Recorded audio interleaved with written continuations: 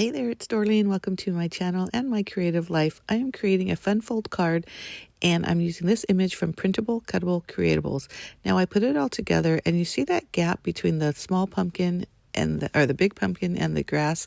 It was just too big of a gap to leave floating. So I cut a slice of the cardstock, fold it in half, and then tuck that in. Perfect. Now it had something to rest on. Now the card. Listen, I was going to make a easel card with the easel in the center of the card base. This is your standard A2 card, 8.5 by, 8.5 by 5.5, and then scored at 4.25. And I wanted the center to be, it was going to be about 2.5 inches long. Well, I cut up 2.5 inches and then realized, wait, what am I doing? You see that big gap? It really should have been less than that. So thankfully I realized it when I was going to cut another 2.5 inches on the side, but instead I only cut an inch off the other side. You know what? It's what it is. That was an oops, but not I got to throw this project away. Oops. So the funny thing is, like I mentioned, I wanted to do this in easel, and I'm cutting the pattern papers, which I pulled some out of my fall collection. And I love these papers because they're fall-ish, but not overly fall, if that makes sense. I'm going to trim this one because this one's going to fill the entire card. And look at me. I can't remember what I'm doing. I'm like, wait, what size do I need to make it? I've made a million A2 cards. I know this is supposed to be 4 by 5.25, but it just took me a minute to figure it out.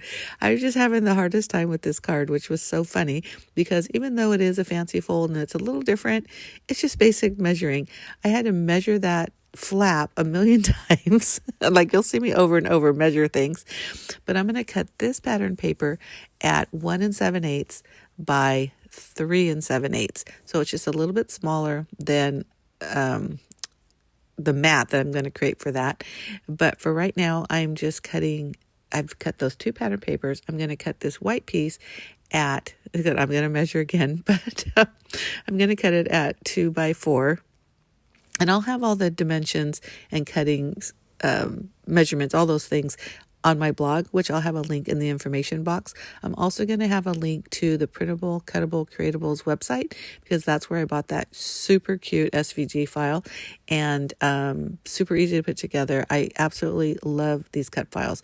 I'm also going to put a coupon code because if you use that coupon code, which is the number 3, SONS, SONS, 15, you're going to get 15% off your order. So, hey, that's a big plus.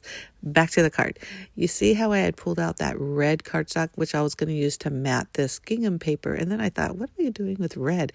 Again, I am so confused on this card. It is just like absolutely nuts. But I decided to grab this darker orange, which is beautiful. I got this color from cut cardstock. And anyhow, so now I'm going to start adhering pieces together. I couldn't even find my ATG gun. Now, let me tell you, if you have an ATG, you know that sucker's huge. I don't know what was wrong with me today. But the good news is I just kept going through and I didn't stop. And I just kind of used what I could find, which was perfect because I always use glue in my projects anyways. Look, I can't even find the pattern paper. I'm lost. People, I am lost. But like I said, I just keep powering through and I create the cutest card. Back to the adhesive. I'm just putting some, liquid adhesive, making sure everything's matte. The white piece that I cut earlier is going to go directly behind the flap. And that way you can put your sentiment, your greeting, whatever you want to do right there. So it's hidden from the actual card front. And then